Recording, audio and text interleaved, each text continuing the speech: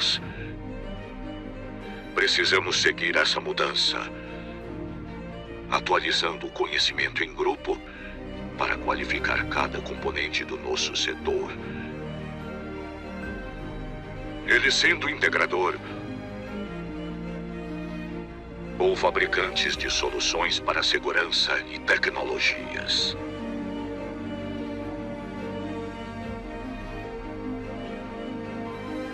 Mas não queremos apenas reproduzir ideias. Queremos evoluir. Queremos avançar. Seja parte desse avanço. Seja CD. Boa noite a todos. Bem-vindo a mais um programa Risco em Evidência, segunda temporada. Nessa temporada, esse ano, vamos falar sobre a história da segurança privada no nosso país e na região, né? Em breve vamos ter convidados também aí da região latino-americana para a gente entender o nosso entorno, como funcionou. Bom, hoje nós temos 3 ilustríssimos convidados, não é?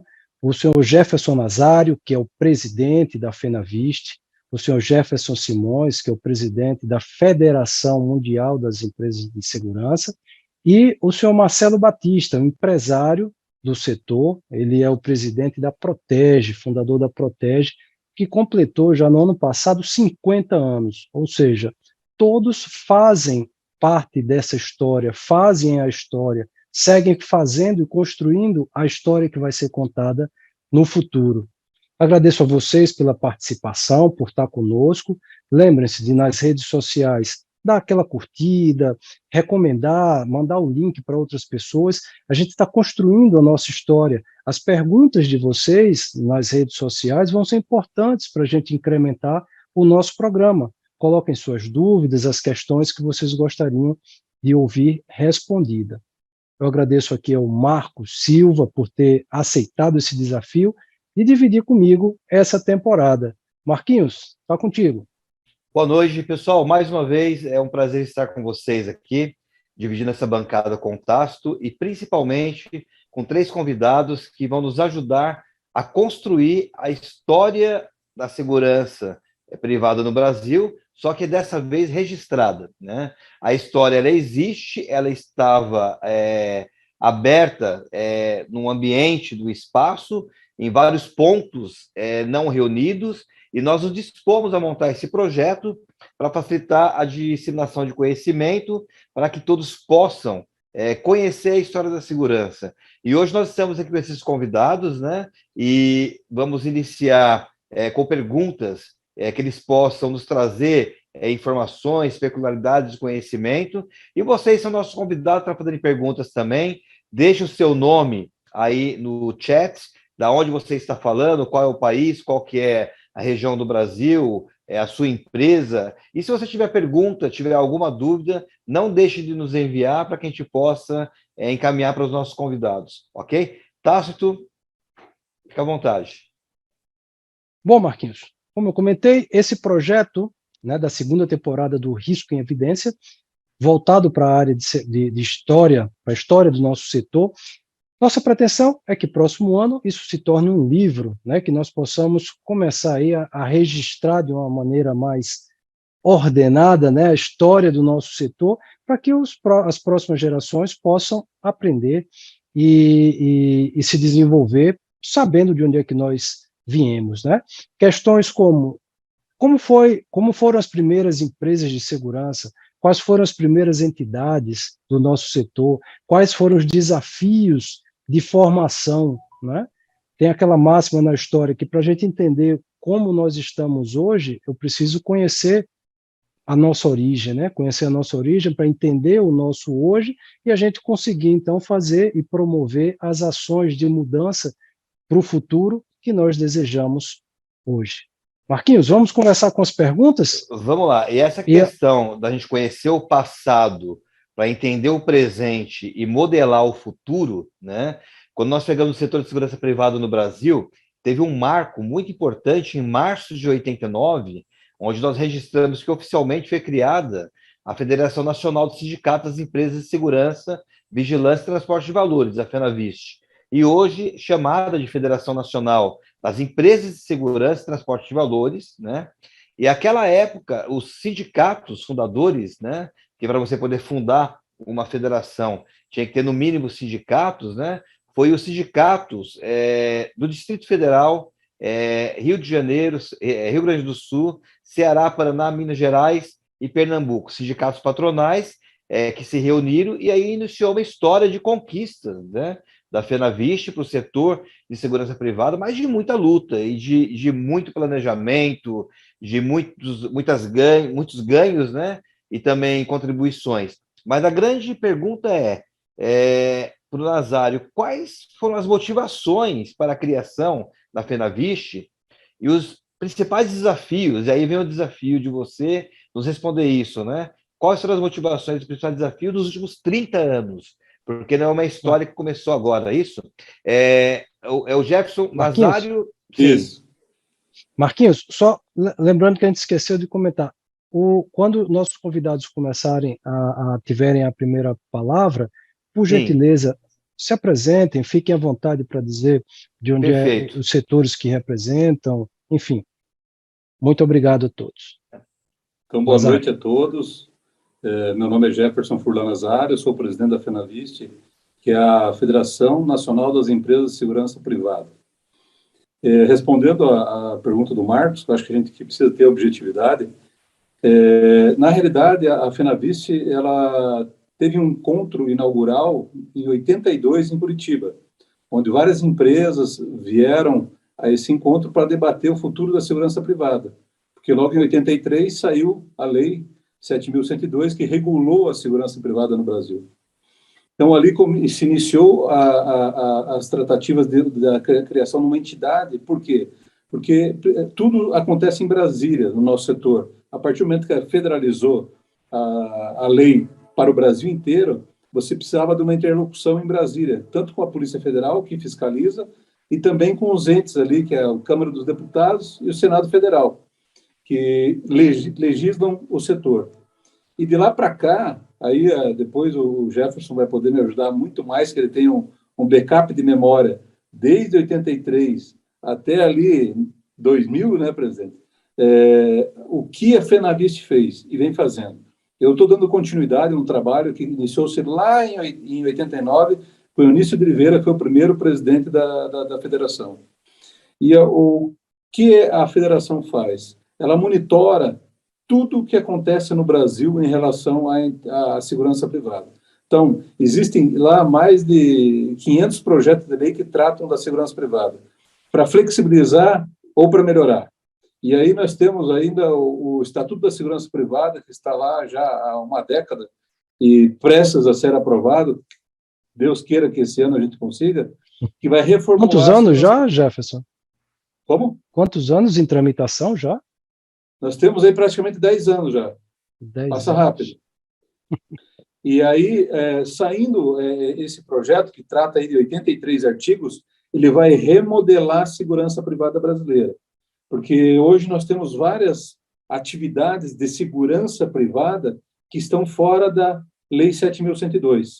Um exemplo é a segurança eletrônica, que é segurança de qualquer forma e deveria estar dentro do guarda-chuva que protege a segurança privada brasileira. Então, a função da FenaVisto é monitorar esses projetos de lei, fazer interlocução com todos os sindicatos, com as confederações dos trabalhadores, com os sindicatos de cada estado brasileiro, para manter eles informados e tentar, de alguma forma, ajudar nas demandas que eles nos trazem. Exemplo que nós temos agora, que é um tema que estamos trabalhando já há praticamente 2 anos, é a questão do racismo, que nós tivemos vários problemas no setor, 99,9% dos problemas foram criados por empresas irregulares, não eram empresas de segurança, como o caso do Carrefour, lá em Porto Alegre, do Atacarejo, do Mercado Açaí. Então, nós estamos fazendo uma interlocução também com esses contratantes, para que eles se profissionalizem e contratem empresas especializadas em segurança privada. Então, estou dando a introdução do que a FenaVisto faz, né, e devolvo a palavra para o Marcos para que ele possa fazer outra pergunta aos demais participantes. Sim. Eu acho que o que nos ajudaria muito a entender as demandas, né? Hoje tem esse desafio que ele é muito contemporâneo, que é a questão da diversidade, né? Mas ao longo desses últimos 30 anos, se você pudesse citar um desafio que houve, e ele foi homérico, foi muito grande para se trabalhar, qual desafio seria esse? Eu creio que o maior... Jefferson, eu vou passar aqui, eu recebi algumas fotos que gentilmente a FenaViste Pode nos passar. mandou. Eu vou passando algumas delas aqui. Isso, e pode passar. Os senhores fiquem à vontade para falar ou contextualizar algo dentro delas. Eu creio Esse foi o encontro que você falou, né, do 82. Isso, de 82. Eu creio que o maior desafio da segurança privada está por ocorrer ainda. Como eu falei, faz 10 anos que ele iniciou, que é a reformulação da Lei 7.102, que é o Estatuto da Segurança Privada, que vai ampliar ampliar e regularizar nichos de segurança privada que estão desamparados hoje. Exemplos aí, a segurança rural, portos, aeroportos, tem a questão também a questão do treinamento sobre racismo, também vai ter punição dentro da nova lei para que pessoas que cometam crimes no setor sejam punidas com pena de até 3 anos de prisão na contratação irregular da segurança privada, que é para combater a clandestinidade, né? Então, eu acho que o marco vai ser esse. Aí, anterior a isso, nós tivemos várias lutas aí, que é a questão da reforma tributária, que está agora novamente, mas já vem há 20 anos que nós estamos lutando para que essa reforma aconteça.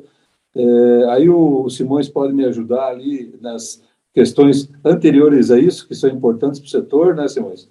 Pode complementar? Sim, Nazário, nós temos aí... Bom, a FenaViste, ela vem com... O desafio da FenaViste, para ser bem franco, ela é constante. Ano a ano, ela vem resolvendo os problemas. Então, nós temos problemas sérios, por exemplo, com a clandestinidade, nós temos que fazer com que a Polícia Federal, a interlocução da Polícia Federal com os sindicatos, com as empresas, é feita pela FenaViste. Esse processo da lei que vem há 10 anos, porque é muito importante essa aprovação dessa lei, porque ela está modernizando a lei da segurança privada, como o presidente Nazário falou, que nós temos a preocupação disso tudo, é trazer outros segmentos que vêm para o guarda-chuva da FenaViste, e, fora isso, dá o poder para a Polícia Federal realmente poder combater a clandestinidade no Brasil. Isso é muito importante. E lembrando aqui com o Marcelo, nós tivemos um embate, um desafio muito grande, Marcelo, que você lembra muito bem, que constatou, que a Polícia Federal, na época daqueles crimes, o sindicato com a pressão violenta, a repotencialização da frota total dos caminhões de transporte de valores. Lembra, Marcelo? Então, veio coisas absurdas para os empresários. Então, a FenaViste, junto com a BTV, defendendo essa posição, não é, Marcelo? Eu queria até que você falasse sobre isso. Foi uma fase muito importante no Brasil sobre esse assunto. Legal, vou falar. Eu queria primeiro cumprimentar e agradecer o Tácito e o Marcos, né, por estar participando do Risco em Evidência. E queria, assim, eu estou me sentindo muitíssimo feliz de estar muito próximo de 2 grandes feras da nossa entidade, da nossa federação. Quero dizer, Simões, que você foi um grande homem, um grande presidente, que fez um trabalho muito bom de abrir a cabeça da federação para angariar mais sindicatos, né? Abrir mais sindicatos pelo Brasil. Você foi um homem extremamente político, enquanto estava naquela politicazinha ali de Brasília, a coisa não andava, né? Então, você fez uma abertura para o Brasil que eu achei extraordinário. E o nosso Jefferson Nazário, que eu sou fã absoluto, ele vem fazendo um trabalho maravilhoso e só dignificando a nossa categoria. Mas eu queria dar um passo atrás, antes da gente chegar nesse ponto do carro forte, que é falar o seguinte: antigamente nós tínhamos uma associação, que era a Abreves, né? Então, a Abreves, ela foi criada porque não existia nenhum mecanismo de coleguismo ou de confraternização, ou sei lá, ou de trocas de conceitos, né? De como fazer a segurança aqui e ali. Então, montou-se a Abreves. Eu tive a oportunidade, o prazer de ter sido presidente dela num determinado momento, quando não existiam federações nem sindicatos, né? E aí eu vi o Marco falando dos sindicatos, que foi a formação, porque tinha que ter vários sindicatos para se formar a federação, mas um dos primeiros sindicatos que foram montados foi em São Paulo, porque foi, inclusive, um empresário, que hoje já não está mais no nosso negócio, né, que forçou muito a entrada do sindicato, e a gente que era da Abreves até não queria muito, a gente não entendia muito bem essa linguagem, até que a gente virou e falou, poxa, espera aí, uma carta sindical, uma carta importante dessa, nós vamos ter um reconhecimento absurdo no Brasil na formação desses sindicatos. Aí vira uma coisa muito mais oficial, ao invés de ser uma mera associação, né? Então, nós nos demos conta de partir para isso aí. Bom, aí o senhor está falando dos anos 80? Eu estou falando um pouco da Federação Fenaviste entrar. Então, vai ser anos 80... Anos 80, anos 80, Marcelo. Exatamente. E aí, nesse momento, quando entra os sindicatos, aí o Simões está falando, e me pediu um passado aí sobre essa questão da blindagem, né? Nós tivemos, sim, muitos problemas, porque era imposto para nós as condições de mercado, ou seja, você vai ter que fazer um carro à prova disso, à prova daquilo, porque senão você não vai ser regulamentado, né? E tudo isso foi a toque de caixa, custando muito investimento para as empresas, né? E assim foi também com as empresas de segurança. A gente, num primeiro momento, enquanto era regido por associação, nós tínhamos o comando sobre a política de Estado, né? Então, cada Estado regulava a gente. Eu, como falei aqui antes, um pouco aí com o Tácito e com o Marco, que o Brasil, são vários Brasis dentro do Brasil, né? Então, imaginar que a política ficasse para cada Estado determinar o que pudesse fazer ia ser uma confusão. Foi aí que nós também provocamos a ida para uma lei, para uma coisa, pedir que a Polícia Federal intervisse nos programas para ser federal, mas a gente acaba entendendo também que a polícia, embora seja federal, ainda tem algumas distorções em estados para a regulamentação de algumas coisas, né? Que vem, no longo do tempo, sofrendo melhorias, é claro, né? Mas no passado, uma coisa que valia para o Rio de Janeiro não valia para São Paulo, enquanto a Polícia Federal estava no conceito. Agora não. Agora a gente já tende a ficar mais ligado com isso, e aí vai de bater palma, de pé para o trabalho que vocês fizeram, e o Nazário também, da aproximação com a Polícia Federal, mostrando os nossos dia a dia, mostrando os nossos problemas, né? E aí fica realmente muito, muito importante que nasceu aí, né? Essas entidades que deu força de expressão política para a gente sentar junto a um governo, junto a um Senado, junto a uma Câmara de Deputados, né? Perfeito. Marcelo, deixa eu trazer algumas perguntas aqui do público, Marcos. Eu acho que tem a ver com essa questão. O Josué Haroldo, ele está aqui no LinkedIn, ele está fazendo um questionamento sobre se uma pessoa física, um empresário, contrata uma empresa clandestina, se for identificado, paga só a empresa ou também o empresário ou o contratante de uma empresa clandestina, ele também tem responsabilidade por essa contratação? Algum dos senhores saberia? Eu não sou advogado, mas eu gostaria de responder a isso. Eu acho que o nosso mercado, eu acho que nós temos que aprender algumas coisas, entende? A coisa mais simples do mundo, quando você vai falar com alguém, você entra no Google e vê quem é o cara que você está falando, tá certo? Para mim, é inadmissível hoje uma pessoa falar que não sabe se a empresa era ou não oficial, entende? Então, a gente usa esse escudo para a gente fazer um preço menor, um preço não sei o quê, a gente acaba que o mercado fica deteriorado porque nós temos empresários ainda que não compreenderam o mercado. Tem empresários muito bons e tem empresários que estão numa linha na contramão. Desculpe falar, mas é uma grande verdade. Alguém que pega uma empresa que é fantasma e contrata essa empresa, ele está querendo ter problema, porque não é possível que você, na informação de uma Polícia Federal, na informação de um Google, você não sabe com quem você está lidando. Desculpa, entendi. Eu acho que isso é interessante e faz com que a gente possa já entrar com mais uma pergunta, e ela tem muito a ver com essa primeira, né? Com essa primeira parte do nosso programa. É indiscutível, né? Eu fui tomador de serviço em várias empresas, né? E não existe almoço de graça e não existe preço sem você levar em consideração uma composição de preço. E ali tem impostos, benefícios, taxas, né? No final, existe o lucro da empresa, que tem que ser sagrado, porque ninguém trabalha de graça, porque não é filantropia, é empresariamente negócio e tem risco.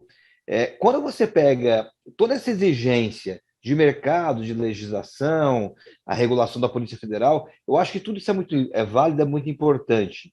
Mas como é que isso posiciona o Brasil comparativamente com mercados externos, né? Mercado de segurança privada? E eu gostaria de direcionar essa pergunta para o Simões. Comparativamente, Simões, você à frente da World Security Federation, da Federação Pan-Americana de Segurança Privada, como é que você posiciona a segurança privada no Brasil comparativamente com Latinoamérica, por exemplo, ou com Europa ou Estados Unidos, né? Principalmente o mercado americano, que a gente se compara muito, né? Como é que você tem esse olhar? Bom, Marcos, meu nome é Jefferson Simões, sou presidente da Federação Mundial de Segurança Privada. E essa pergunta ela é muito pertinente, Marcos, porque é o seguinte: o Brasil ele divulgou a segurança privada em toda a América Latina, apesar de já ter vários países, a Argentina, a Colômbia, que já tem a segurança privada há muito tempo. Mas a FEPASEP veio, primeiro foi fundado a FEPASEP. A FEPASEP, ela foi criada e ela teve até 18 participantes associados na América Latina. A América Latina ela tem uma dificuldade muito grande na parte de legislação ainda. Por exemplo, na Argentina, no Brasil, a Polícia Federal ela tem a lei, é uma lei muito boa, apesar de estar lá para ser melhorada e muito melhorada, aqui está lá no Senado nesses últimos 10 anos que nós precisamos aprovar essa lei. Mas, na Argentina, por exemplo, cada província tem uma lei específica dela. O Marcelo, por exemplo, tem em 18 estados, ele teria que ter 18 matrizes e 18 legislação para poder atender toda a Argentina. E assim sucessivamente. O mais desenvolvido que chega junto com o Brasil, perto do Brasil, é a Colômbia, que tem uma lei muito boa também, tem uma lei muito boa, desenvolvido também. Mas o Brasil ele está muito avançado. Na parte da Europa, tem uma associação que essa associação tem 18 países europeus que faz parte da comunidade europeia. Então, eles seguem, inclusive, a lei europeia, da comunidade europeia. E isso aí traz para eles também um desenvolvimento, e eles têm que ter uma lei dentro da coesa, apesar de cada país ter a sua legislação, tudo, mas eles têm que seguir uma espinha dorsal da comunidade europeia. Então, se funciona muito bem. Nos Estados Unidos é a mais antiga, né? Os Estados Unidos vem de 1800 e pouco a lei da segurança privada que vem se desenvolvendo. Mas o Brasil é o divulgador, porque quem fundou a FEPASEP foi o Brasil. Quem fundou a Federação Mundial foi o Brasil. E o mundo inteiro conhece a legislação do Brasil porque foi divulgado pela Federação Mundial e pela FEPASEP. Mas o Brasil está muito bem mesmo, Marcos, dessa pergunta que eu estou falando, perante todos os outros países. Não deixa nada a desejar. Claro, nessa nova lei que o presidente Nazário está fazendo um trabalho magnífico, correndo atrás, né, junto aí com a BTV, né, Marcelo, para aprovar essa lei o mais rápido possível, porque dentro dessa lei nós vamos estar muito mais modernizado. Quando vocês perguntaram sobre a segurança ali clandestina, a Polícia Federal, por incrível que pareça, hoje ela só pode fiscalizar as empresas legais. Ela não tem o poder de multar uma empresa clandestina. Ela nem sabe quem é. Entendeu? Olha só o problema. Nessa nova lei, né, presidente Nazário, ela vai poder fiscalizar e multar quem contrata e multar a empresa que presta serviço clandestinamente. Mas, viu, presidente, só dentro do que o Marco falou, não sei se a pergunta dele era essa ou era em relação a custo.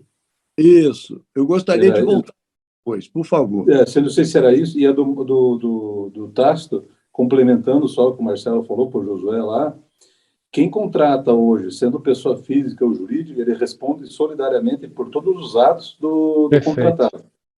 Tem que ser. E se porventura ele gerar um dano físico, financeiro para um terceiro, ele vai responder também. Hoje ele responde civilmente, mas com a lei, a partir do momento que ele seja contrate um clandestino, o clandestino vai responder e pode pegar prisão até 3 anos, e o contratante também. Como o Marcelo falou, hoje todo mundo tem acesso à ferramenta e entrar no Google, você sabe se a empresa é regular ou não. O site da Polícia Federal apresenta todas as empresas cadastradas e autorizadas a trabalhar no Brasil. E do Marcos, só complementando o que o Jefferson falou, no Brasil, hoje, nós temos uma carga tributária e previdenciária muito pesada, que encarece a segurança ainda. Então, isso é a esperança nossa, que a reforma tributária que venha desonerar a folha de pagamento para baratear o custo. Espero eu que os empresários tenham lucidez para que, quando vier essa redução, não trabalhem no prejuízo, como a maioria está trabalhando hoje. Mas só para complementar o que o Jefferson Simões estava falando. Nazário, dentro dessa linha, o Irã Lima, no YouTube, ele fez uma pergunta sobre o Estatuto. A pergunta dele como o Estatuto, você falou, já faz 10 anos que está em tramitação, a questão é, quando o Estatuto for aprovada, ela já vai estar ultrapassada ou ao longo desses 10 anos ela vem sendo modernizada também? A gente vem trabalhando nas alterações e porque foi feito um esqueleto, são 83 artigos. A partir do momento que seja aprovado no Senado, que é a última instância agora, vai para a Polícia Federal. A Polícia Federal vai regulamentar. No regulamentar, ela vai escrever de novo como vai ser aplicado cada artigo desse. Perfeito. Então, ela consegue fazer pequenas correções, porque nós fomos um pouco, vamos dizer assim, amplos no escrever sobre tecnologia, a gente não fechou. Então, a Polícia Federal vai poder discriminar melhor através das portarias. E daí atualização. Perfeito. Daí atualização, porque nós estamos há praticamente 40 anos aí com a lei, e hoje é um absurdo o que nós temos aí. Nós temos praticamente 2 vezes o efetivo hoje, que nós estamos falando de 550 mil vigilantes, nós temos 2 vezes trabalhando na clandestinidade. Isso não é número do presidente da FenaViste, é um levantamento dos próprios trabalhadores da Confederação Nacional dos Trabalhadores. Então, nós temos aí 2 momentos, então. Isso. O Marcelo queria complementar ali? Sim. Pois não, Marcelo. O que eu estava pensando é como a pergunta ficou mais alterada, né? Nós estávamos falando em custo, né? E como que a gente chegaria numa equação, né? Eu gostaria de colocar uma coisa muito importante que o pessoal não dá valor. Eu tive quando o Banco Nacional ainda era vivo, né? Me pediram para fazer a segurança do Banco Nacional e o vice-presidente do Banco Nacional me perguntou que programa eu faria. Eu falei para ele o seguinte, 3 coisas básicas, né? Falei, olha, sabe o que o seu pessoal faz com nossos guardas? Pede para ir comprar um cigarro lá na rua, tá certo? O cara entra dentro para tomar conta, entendeu? Eles nunca deram um bom dia, entende? Então, a impressão que se tem é que as empresas de segurança, elas estão ali como um mal necessário para o cara. Elas não interagem dentro do RH deles, né? E hoje a modernidade toda está dizendo que a gente tem que estar muito coeso com um bom RH, com uma boa atitude com os nossos funcionários. E o contratante não leva isso em consideração. Eles continuam colocando os nossos guardas como se fosse uma bandeira qualquer, e que não deveria. tem lugares que dão lanche na frente do nosso vigilante, não dá um lanche para o nosso vigilante. Aí eles entendem que o vigilante não é deles. Quer dizer, então, ainda há muita coisa, há muita questão social para se fazer, entendeu? Além do custo, além dos preços nossos, tem muita coisa para se fazer para o povo ter consciência. A gente fala em empresa clandestina e as pessoas compram isso, entendeu? O que não bate na minha cabeça é o cara comprar um sujeito que pode estar todo ele lastreado em roubo, sem uma pesquisa social, sem nada. Então, nós deveríamos ter um trabalho, sim, aí para frente, de melhorar o padrão de pessoas que estão entrando na nossa empresa e o padrão da contratação e do contratante. O contratante tem culpa nisso. Nunca eles nos chamaram para fazer um programa de segurança para eles. Eles chegam e falam o seguinte: quero um porteiro aqui, 2 ali, e acabou. Aí entra um outro lá, faz 2 porteiros aqui, 2 ali, mas só coloca um porteiro, não coloca 2. E aí vai a reclamação, aí vai o mercado afinando, entendeu? Não tendo coerência, né? Então, eu acho que a gente tem que fazer um limpa nisso, entre os empresários que querem realmente progredir com a segurança, porque nós estamos falando de um programa de segurança que é antes de Cristo, né? Então, a segurança, para mim, nunca vai acabar. Ela é antes e depois de Cristo muito. E o Brasil, até então, não era reconhecido porque não tinha uma lei que fizesse com que a gente pudesse ter um vigia. Sequer podíamos ter um vigia, né? Mas, enfim. Marcelo, você falou uma coisa interessante aí, antes de Cristo e depois de Cristo. Você acha que pode ser antes da lei e depois da lei, foi o momento? O próximo momento nosso é antes do estatuto e depois do estatuto? E na sua fala ainda, como é que fica o próximo momento, quando vir o estatuto? Ele vai resolver essa sua fala? Olha, eu tenho a impressão que sim. Eu vi uma pergunta aí se o estatuto vem contemplando há 10 anos alguma outra coisa. Estamos há 20 anos na frente do estatuto, entendeu? Não há como encaixar mais nada. Nós estamos há 20 anos. Se o estatuto sair, nós temos mais 20 anos para poder remodelá-lo, né? Então, dentro do que o Marcelo falou, né, pasmem vocês, mas a nossa lei, mesmo atrasada, é uma das mais modernas do mundo. Isso. Uau. E ela à frente mais 10 anos, no mínimo, entende? Então, se vier, nós temos muito mais chance de fazer esse trabalho acontecer, de uma integração entre comprador e vendedor. O Marcos foi um comprador de serviço. Ele sabe na pele o que acontece lá. Se a empresa desse o vestígio de querer ter um EBITDA, ou seja, um lucro, ele já não contratava, entendeu? Porque tinha outra empresa, talvez até do mesmo porte, que tinha um preço menor, entendeu? Ou não tinha lucro, que você não consegue entender como é que uma empresa aceita trabalhar sem lucro. Então, agora uma pergunta: como é que o contratador, não existe, né? O contratante aceita uma situação dessa? Porque ele sabe que o cara não vai entregar, entendeu? Mas ele aceita. E quando ele faz isso, ele provoca e quebra 1000 empresas, assim como a Pires quebrou, entendeu? Várias empresas quebraram, a SEG, que foi do meu pai, várias delas quebraram. Por quê? Até o Jefferson falou aí do potencial da Pires, né? Que tinha um centro de treinamento muito avançado, porque era contratado pelo Banco do Brasil e, na época, os contratos saíam com o preço do Banco do Brasil, não era nosso, não. Então, o Banco do Brasil falava: olha, eu quero esse padrão de serviço e quero esse salário. Ainda tinha isso, né? Porque nós não tínhamos um sindicato para regular salário. Então, a empresa nasceu rica, ela nasceu bem, nasceu fortalecida. Aí, com o passar do tempo, foram havendo concorrências e foram desmontando tudo aquilo que foi feito em benefício da segurança, da boa segurança, entendeu? Eu consegui conviver com isso há 50 anos atrás. Eu vi isso acontecer. Nós ganhávamos dinheiro. Hoje, você não vê ninguém falar em ganhar dinheiro. Só lamentável. Ô Marcelo, a Protege, o grupo Protege, né? É parte integrante da transformação da segurança privada no Brasil, dessa história, né? E eu queria saber de você, são vários, né? Mas eu queria saber um desafio que a empresa enfrentou ao longo desses 50 anos para se tornar uma das maiores provedoras de serviços de logística de valores do Brasil, de segurança patrimonial de serviços aeroportuários e formação de profissionais no Brasil. Um desafio que você fala, esse foi o desafio da minha história em 50 anos. Olha, eu não diria que seria um desafio, eu diria que teria que ser uma coragem. O brasileiro tem que ter coragem, entendeu? De encarar e entrar. Eu tive para quebrar umas 3 vezes, entendeu? Porque era arrojado, tem que comprar carro forte, tem que fornecer aqui, tem que entrar ali, tem que fazer não sei o quê. E a gente trabalhando logística o tempo todo, né? Então, não foi muito fácil. Eu te dizer, um ponto é muito para minha cabeça, eu não consigo, entendeu? Perfeito.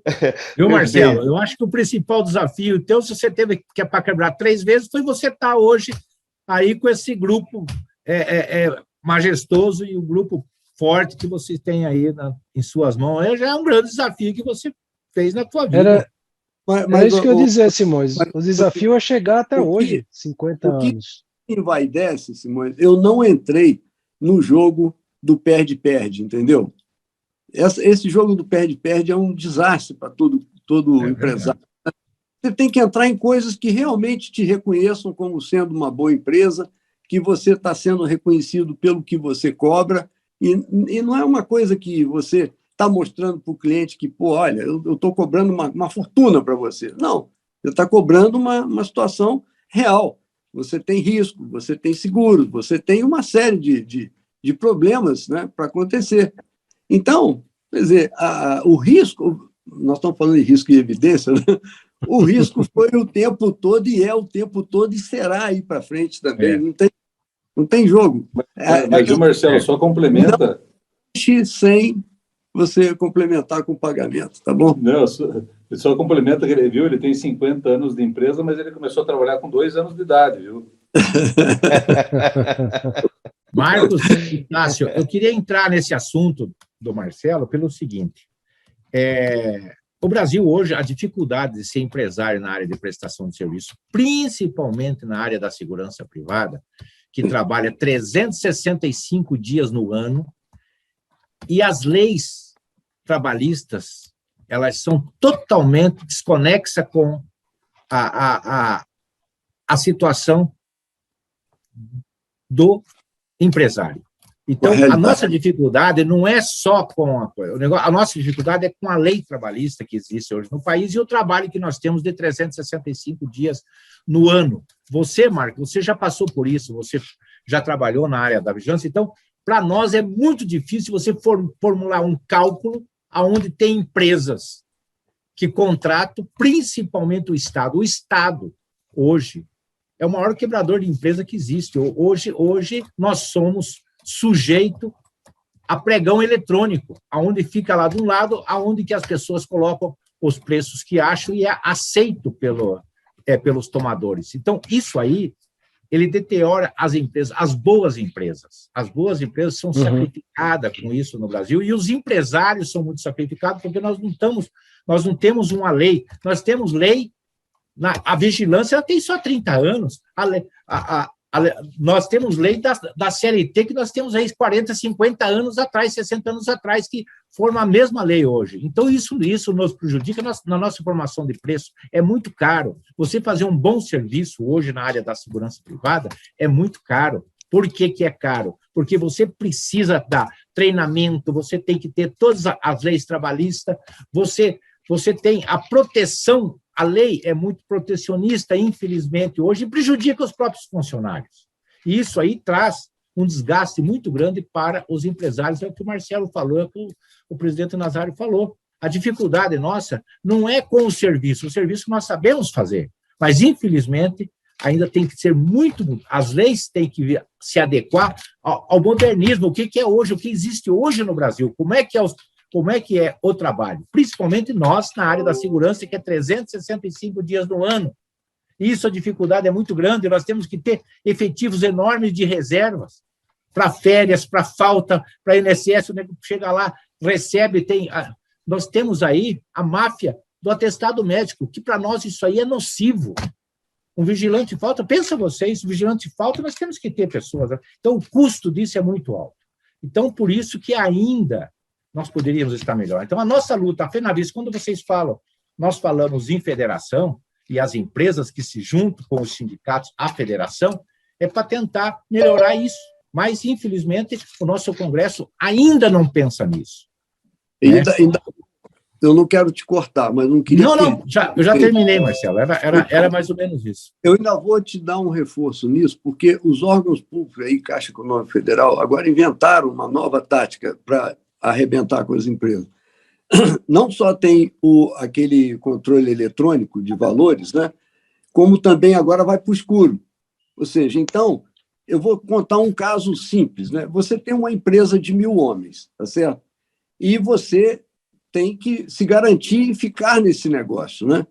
Porque se você tem que mandar 1.000 homens embora da noite para o dia, você quebra.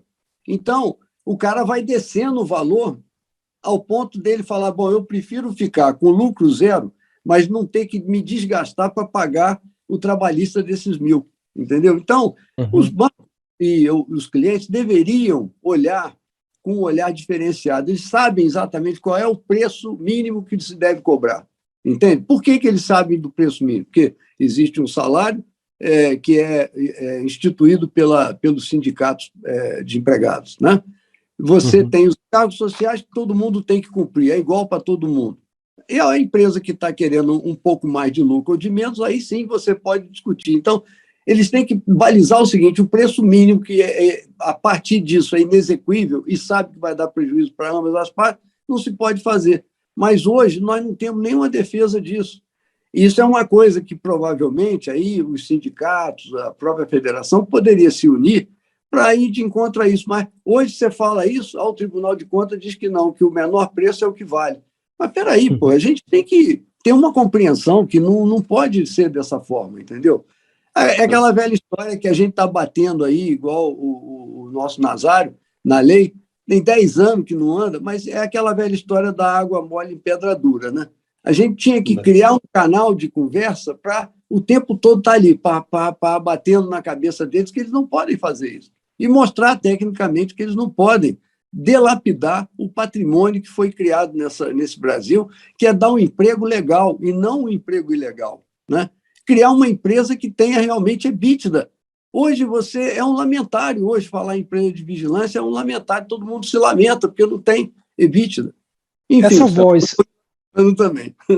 Essa voz, ela já ecoa em Brasília? Ela ecoa já, no nós Congresso, temos, então eu ia políticos? complementar agora, que nós temos, Marcelo, um trabalho que está pronto, que vem justamente falar sobre a conscientização do contratante.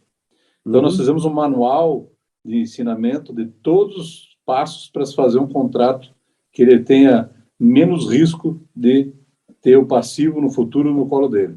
E a gente está aguardando a posição do CAD, porque São Paulo, no passado, fez acho que eu não sei o nome, se era cartilha o que era, e no fim o CAD acionou, acusou de formação de cartel, etc, etc, etc. O intuito não era. E aí deu multa para várias pessoas, foi uma confusão. E agora, para não ter esse problema, nós fizemos a cartilha. Então, vem tudo embasado, cada encargo social tem a fundamentação legal, se é da CLT, se é tributo federal, o que é fundamentado, desde o passo salarial, e aí é uma cartilha de umas 30, 40 folhas, para que nós vamos divulgar entre todos os contratantes, porque não é só o contratante estatal que está contratando mal. O privado também está na mesma linha, fazendo os bids deles lá, que é um massacre.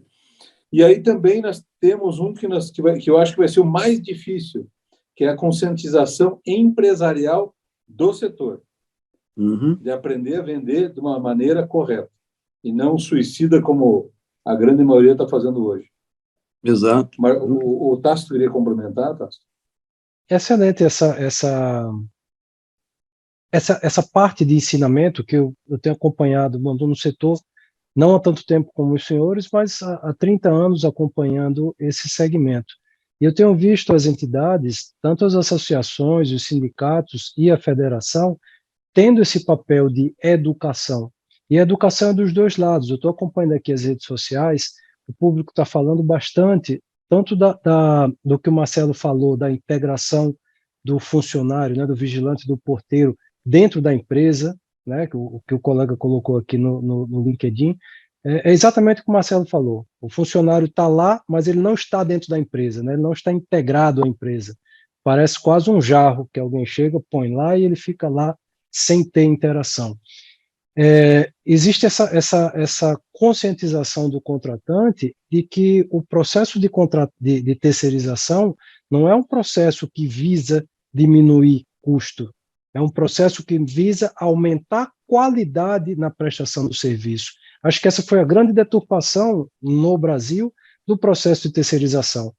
Então, o empresário no Brasil acha que terceirizar é diminuir custo, em vez de pensar em aumentar a qualidade com a especialização daquela empresa e com base nesse aumento de qualidade, o empresário ser mais lucrativo, porque agora eu estou chamando o terceirizado. Nós estamos trabalhando nessa linha, tá? Nessa linha estamos trabalhando. Maravilhoso. Porque aquilo que o Marcelo falou precisa ter a contrapartida do cliente, porque senão ele não consegue concorrer no mercado. O Marcelo vai investir no profissional dele, ele vai sair do beabá e dar um plus no curso, melhorar alguma, vamos dizer assim, atividade que o cliente precise.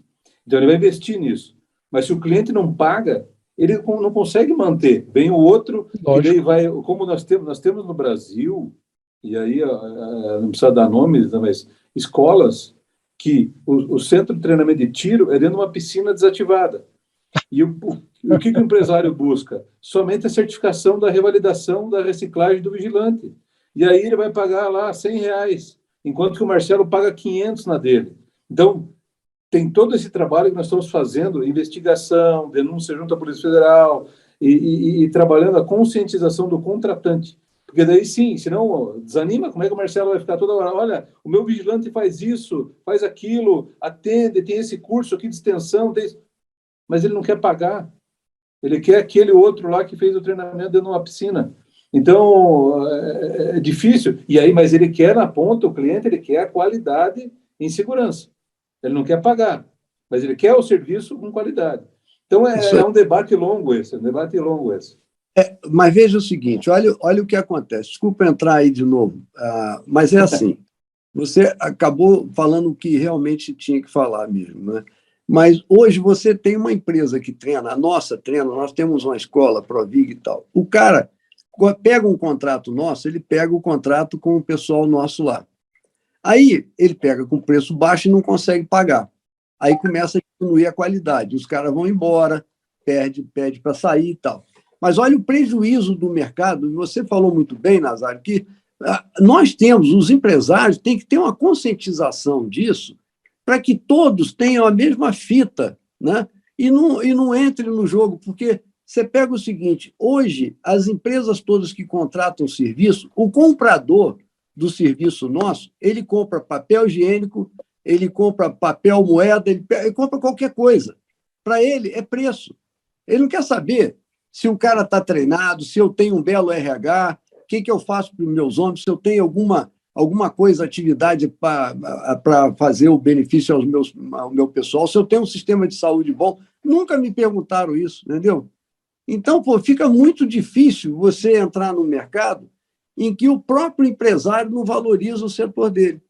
E o cara que contrata, pior ainda, porque ele está se iludindo que vai ter uma bela de uma segurança, ele paga para o cara nem ter lucro. Esse cara que está ali, ele está louco para acabar o contrato ou para dar um totó qualquer. Aí ele não bota 10 homens, ele bota 3 homens, ele não bota o que foi contratado, entendeu? Aí o mercado, o que acontece? Esse pessoal de vigilância é um bando de safado, entendeu? É aí que a gente pega a pecha de ser ruim no mercado como um todo. Isso está tudo errado. Nós temos que realmente... O Nazário está numa linha sensacional de mostrar ao empresariado como um todo, né? Tanto o comprador quanto o vendedor, que nós temos que ter uma linha de conduta decente. Não pode a gente continuar antes de Cristo, trocando segurança. Antes da lei, depois da lei, antes do estatuto e depois do estatuto. É isso. Tá certo. Pessoal, então estou vendo que faz parte, historicamente faz parte do DNA da segurança, enfrentar esses desafios e superar os desafios que o próprio mercado nos põe, né? Pelos contratantes, mas também pelos players, pelos competidores, né?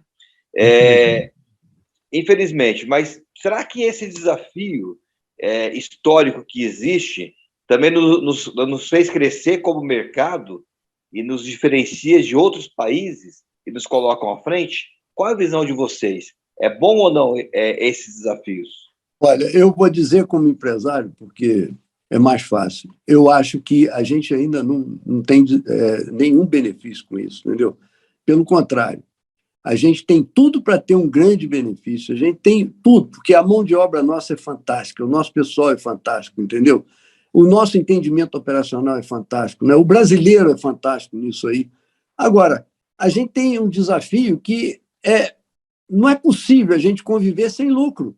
Não é possível. Parece que hoje é uma coisa assim, pô, o cara tem lucro, não, sabe? É uma coisa que você não é possível. Você tem famílias para alimentar, você tem que pagar os seus encargos todo mês, você tem obrigação para fazer, mas o lucro não pode. Ninguém pode ter lucro, né? Assim pensam as estatais, assim pensam os nossos compradores e assim pensam também os nossos concorrentes, ou seja, os nossos compatriotas, ou seja, os nossos amigos, que ao invés de fazer um preço que realmente seja exequível, né, porque ele já está na planta, então ele pode ter um preço, agora, mas não pode ter um preço abaixo daquilo que, eventualmente, ele não consegue cumprir.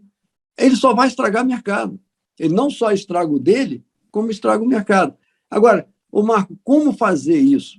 Eu juro por Deus, eu estou há 50 anos nisso, e eu nunca soube como fazer, entendeu? Há discussões e mais discussões, sempre você está falando com o pessoal, lembrando que eles têm que fazer um procedimento. Já tentamos botar na cabeça deles que o encargo social é igual para todo mundo, mas já chegaram a dizer, não, o meu encargo é diferente do outro.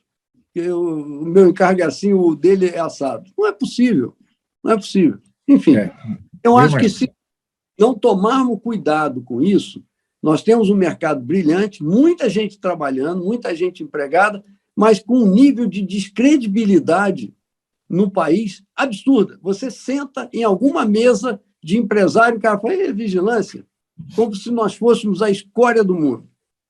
Desculpe, mas é fato. Marcelo, Marcos, eu queria fazer esse comentário, é muito importante essa pergunta que você fez. Infelizmente, nós temos aqui no Brasil uma excelente segurança privada. Nós temos aqui a Polícia Federal, que nos dá um grande respaldo. Mas o grande problema é os maus empresários, os empresários que querem iniciar no mercado e não estão preparados para ser empresários na concepção da palavra. Por quê? Eles não têm a experiência do cálculo. Eles seguram ainda 13º, eles seguram férias, eles seguram isso e acham que eles estão ganhando dinheiro. Esse problema acontece pela rotatividade das empresas que se quebram no mercado. Então, só que se quebra uma empresa hoje, nasce 2 amanhã e nasce com preços baixos, entendeu? Então, as empresas sofrem muito, as empresas que querem fazer um bom trabalho, que tem a conscientização. A Fenaviste, por exemplo, fez um trabalho belíssimo logo que eu entrei, de calcular o encargo social real para cada estado do Brasil. O governo federal acatou esse encargo social, esses encargos sociais para cada estado, porque na época nós tínhamos um departamento que chamava o MOG, e ele acatou porque era real. Ficou 1 ano fazendo esse estudo para chegar no número. Mas, infelizmente, o preparo dos empresários para ser empresários na área da prestação de serviços de segurança pública torna difícil para os empresários que querem fazer um bom trabalho e têm a consciência de fazer o preço real dentro de uma necessidade para desenvolver um bom serviço. O grande problema é exatamente esse. E as empresas que se quebram por fazer os preços baixos, mas, infelizmente, se quebra uma, nasce 2. E a Polícia Federal... porque a demanda continua, né? A demanda continua e aumenta, então vai aparecer quem entregue. Senhores, lembra que eu falei que o tempo voa quando nós estamos aqui? Sim, olha só, já vai dar 9 horas. E eu falei, eram basicamente 3 perguntas que começam a derivar e com a experiência dos senhores, começa a enriquecer e trazer conteúdo, né? Ficou muito claro acho que talvez a melhor palavra que esboce, Marcelo, o sentimento é angústia, né? Enquanto empresário, de ver essa situação, não é do ano passado para cá, é como você acabou de falar, de 50 anos para cá, essa situação continua, né? Talvez a conversa vá mais distante ainda da nossa formação histórica, religiosa, social, do porquê que nós fazemos isso com nós mesmos, né? Ou seja, brasileiro fazendo isso com brasileiro, e em vez de melhorar para todos, como alguns países fazem, piora para todos aqui dentro. Mas, infelizmente, a gente fica com esse gostinho de quero mais. Vamos voltar novamente para outros bate-papos. Se o público quiser entrar em contato com alguns dos senhores para falar sobre a federação, como é que eles entram em contato com os senhores? Marcelo, Jefferson e Simões? Por lá, eu gostaria que o pessoal me achasse através das minhas redes sociais aí, com a própria Protege, a gente tem Instagram, a gente tem Perfeito. tudo. O cara falar com a gente é simplíssimo, é só falar, quero falar, que nós temos uma boa ouvidoria. Maravilha, obrigado, Marcelo. Nazário. Da mesma forma, a gente pode se utilizar das redes sociais ali, da própria Fenaviste, lá tem a presidência, @fenaviste.org.br, que pode mandar e-mail para nós, que atendemos com o maior prazer. Eu da mesma forma, pela rede social, pelo LinkedIn, né, que tem lá a Horsecur Federation, e pela Fenaviste. Aliás, todas as três entidades, né, da Protege, a Fenaviste e a Federação, todas estão lá no LinkedIn, que a gente está assistindo aqui, parte do nosso público está no LinkedIn, já está lá na própria rede social, então fica fácil de encontrá-los. É comum aqui no programa os convidados que queiram trazer alguma dica de leitura. Eu vi vários livros aí atrás do Nazário, acabei de lembrar novamente das dicas de leitura. Os senhores têm alguma dica de leitura? Não precisa um título, um nome? Eu não vou plagiar e indicar o teu, que eu já li, mas é um excelente livro, depois você passa.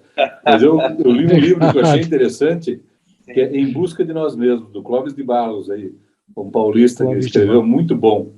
É um pouco de filosofia, e a gente começa a entender um pouco por que o ser humano é tão autofágico. Que é o que a gente está falando aqui, né? Boa, muito bom, Nazário. Marquinhos, quer ir para a nossa etapa final? Uma pergunta para cada candidato. Então vamos lá. Cadê o Marcelo? Candidato?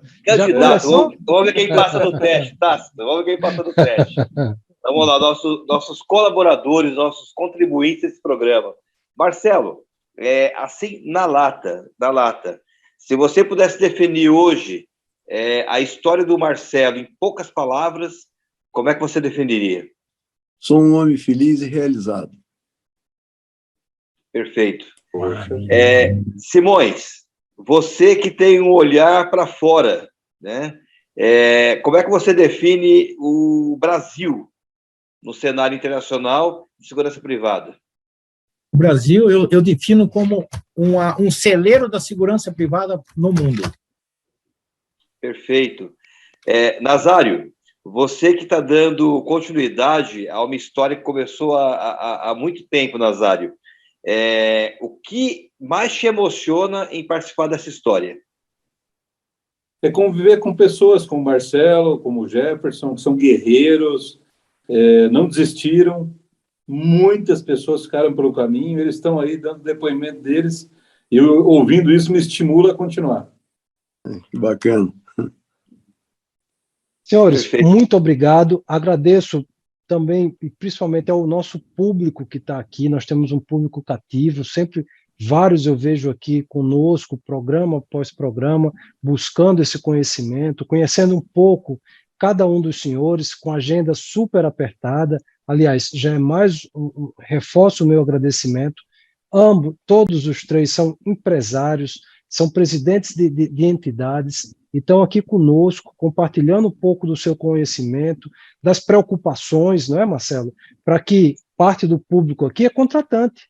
Aliás, tem um dos participantes aqui no LinkedIn acabou de falar que está buscando um parceiro para terceirização de serviço, mas tem algumas preocupações. Ou seja, tem contratantes aqui nos assistindo. Então, é importante eles escutarem palavras e essas preocupações do lado do empresário, para que ele, do lado de lá do contratante, na hora que utilize a caneta, faça algo mais realista, mais coerente, para que seja bom para a empresa contratante, para a empresa que está sendo contratada e, principalmente, para o funcionário que vai estar ali no meio, né? Para que ele faça com que a empresa dele, de fato, abrace esse colaborador terceirizado como um colaborador da empresa. Não interessa de onde é que vem o salário, interessa que ele está dentro daquela equipe, ele faz parte daquele time, né? Isso faz parte dessa integração, inclusão, que as entidades têm falado bastante. Muito obrigado pelo tempo de vocês, pelo público, e na primeira quarta-feira de abril, já amanhã, máximo depois, a gente já divulga o próximo encontro, mais história da segurança nós temos pela frente. Marquinhos. É isso, pessoal, muito obrigado. Dizer que a gente tem contingência, né? Caiu minha rede de um lado, já entrei com o telefone celular, não tem problema. Muito obrigado, foi bom estar com vocês, aos nossos convidados. Uma grata satisfação estar com vocês aqui. Continue nos assistindo, marque um amigo, mande sua pergunta, dê o seu like e Risco em Evidência, História da Segurança. Até o próximo programa, muito obrigado. Marcelo Batista, Jefferson Nazário, Jefferson Simões. Muito obrigado. Até o nosso próximo encontro. Tchau, tchau. Um abraço, obrigado. Tchau, tchau. Abraço. Obrigado.